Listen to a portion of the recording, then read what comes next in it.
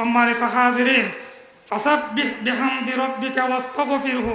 যখন বিজয় আসবে, যখন ইসলাম কায়েম হবে, কোরআনের রাজ কায়েম হবে, আল্লাহ তাআলা বলেন ফাসাব্বিহ, হে নবী, তখন আপনি আল্লাহর প্রশংসা সহ তাসবিহ পাঠ করুন এবং আল্লাহর কাছে ক্ষমা প্রার্থনা করুন, নিশ্চয়ই তিনি অতি ক্ষমাশীল।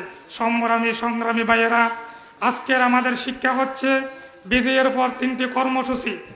যখন কোরআনের রাজ কায়েম হবে, ইসলাম প্রতিষ্ঠা হবে, তখন আমাদের কর্মসূচি থাকবে 3টি। নাম্বার 1 হাম তথা আল্লাহর প্রশংসা করা। নাম্বার 2 তাসবিহ পাঠ করা তথা আল্লাহ তাআলার পবিত্রতা ঘোষণা করা।